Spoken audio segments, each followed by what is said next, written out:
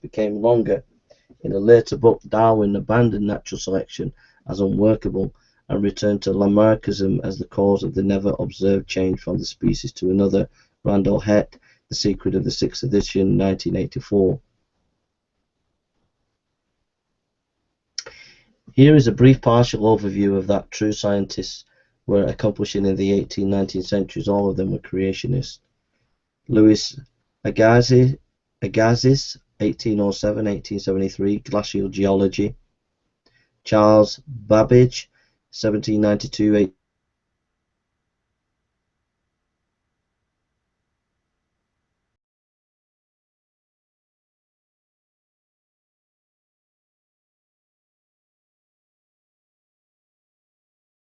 Brewster, 1781-1868, optical mineralogy.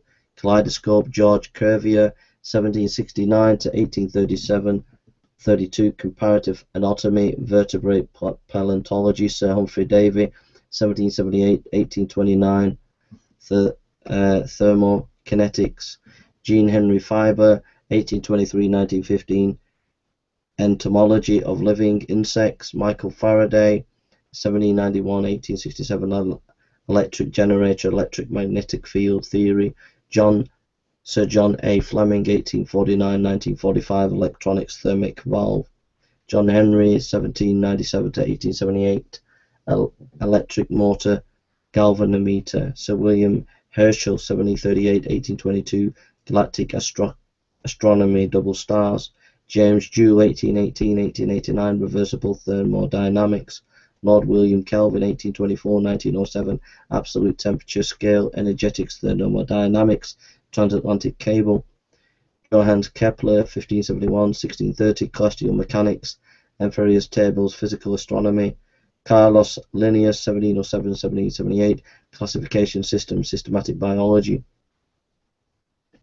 Joseph Listus, 1827-1912, antiseptic surgery. Matthew Murray, 1806-1873, hydrography, oceanography. James C. Maxwell, 1831-1879, electrical dynamics, statistical thermodynamics. George Mendel, 1822-1884, genetics. Samuel B. Morse, 1791-1872, telegraph.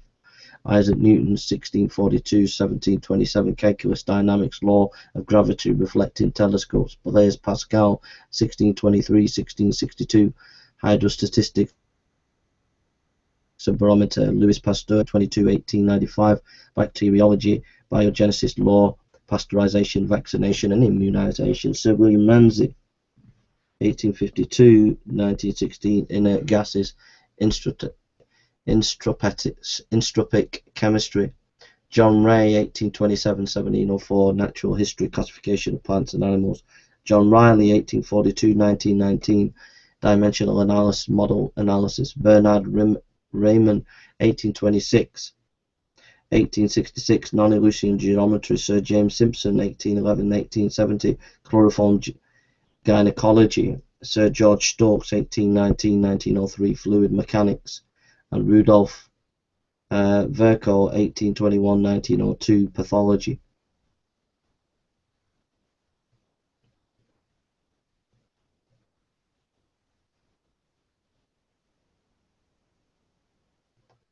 So what we've seen here is massive, absolute massive creationist scientists doing amazing scientific work. A number of those scientists completely giving us information that completely debunks evolution, and yet the evolutionists continue to go on their merry way, ignoring all these formidable scientists. So now let's go to these evolutionists, and you'll find many of these evolutionists were actually not the kind of scientists that I've just mentioned. They didn't have the same caliber, they didn't have the same ability, who then developed evolution. So let's just look at this.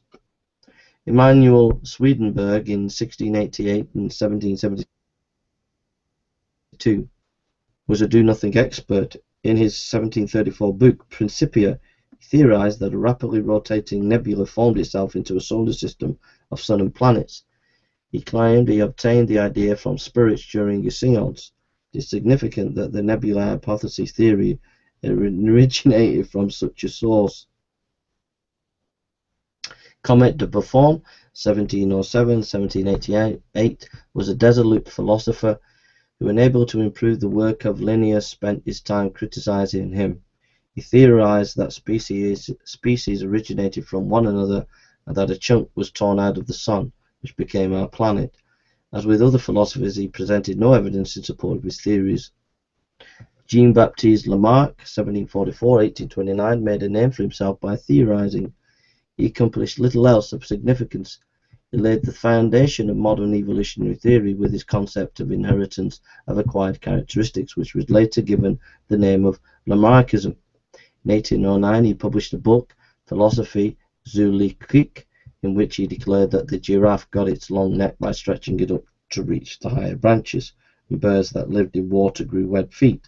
According to that, if you pull hard on your feet, you will gradually increase their length, and if you decide in your mind to do so, you can grow hair and on your bald head, and your offspring will never be bald. This is science. Lamarck's other erroneous contribution to evolutionary was the theory of uniformitarianism. This is the conjecture that all earlier ages on the Earth were exactly as they are today, calm and peaceful, with no worldwide flood or other great catastrophes. Robert Chambers, 1802-1883, was a spiritualist who regularly communicated with the spirits. As a result of his contacts, he wrote the first popular evolution book in all of Britain, called Vestiges of Creation, 1844. It was printed 15 years before Darwin's book, Origin of Species. Charles Lyell, 1797-1875, like Charles Darwin, Lyell inherited great wealth and was able to spend his time theorizing. Lyell published his Principia of Geology in 1830-1833, and it became the basis for the modern theory of sedimentary strata, even though 20th century discoveries in radio dating and radiocarbon dating missing strata and overthrust older strata on top of more recent strata have nullified the theory.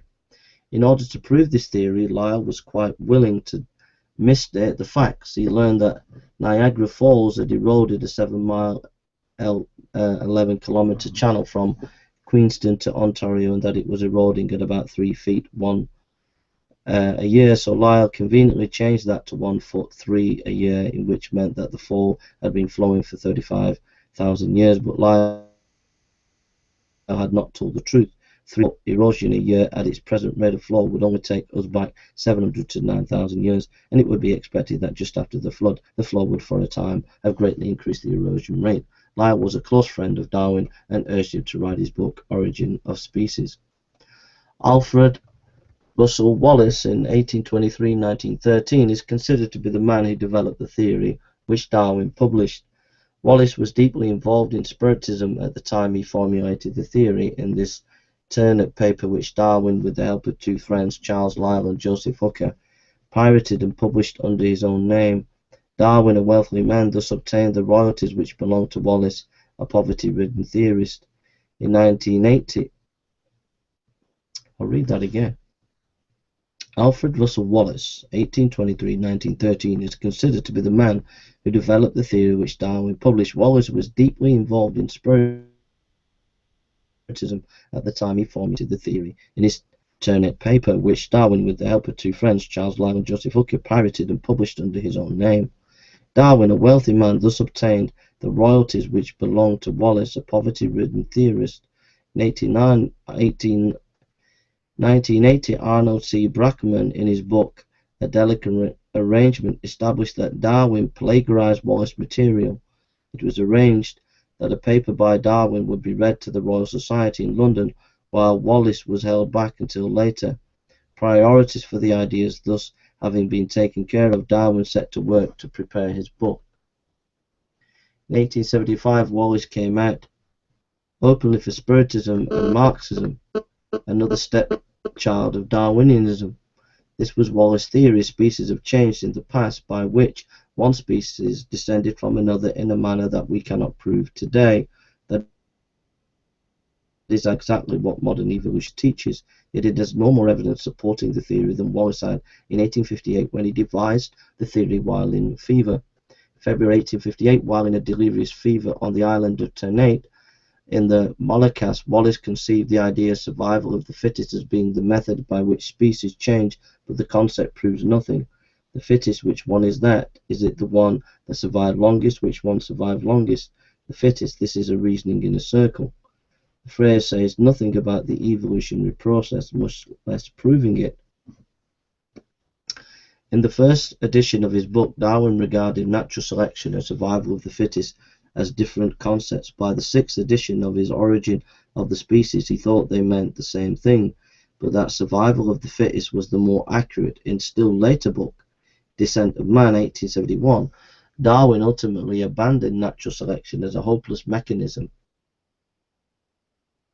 and returned to Lamarckism. Even Darwin recognized the theory was falling to pieces.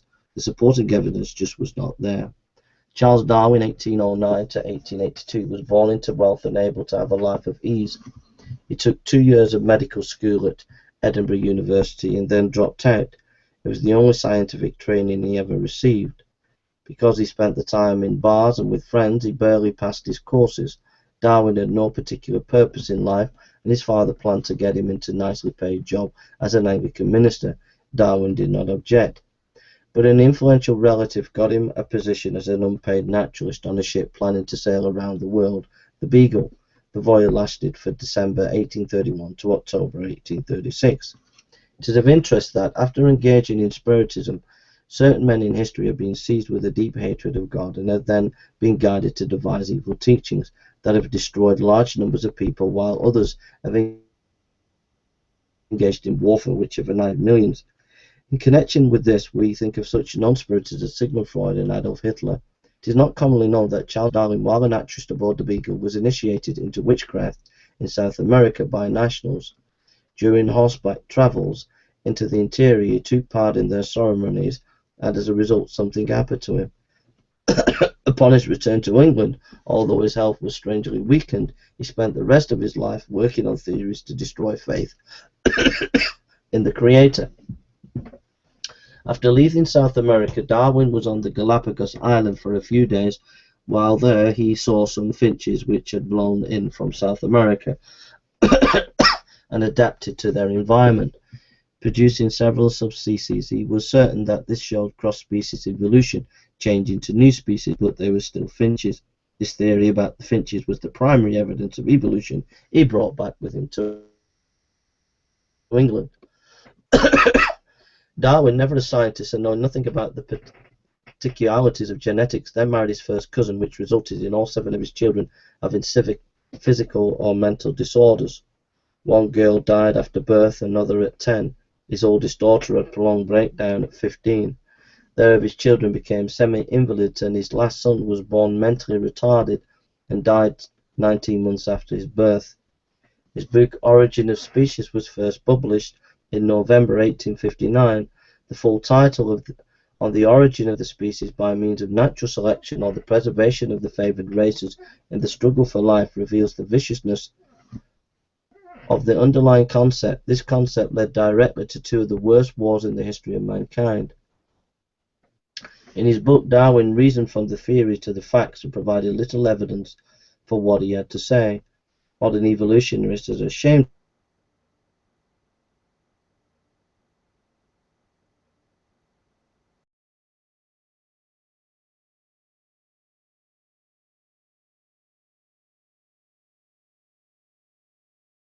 would cite authorities that he did not mention. He repeatedly said it was only an abstract and a fuller edition would come out later, but although he wrote other books, try as he may, he never could find the proof for his theories. No one since has found it either. When he did name an authority, it was just an opinion from a letter. Phrases indicating the hypothetical nature of his ideas were frequent.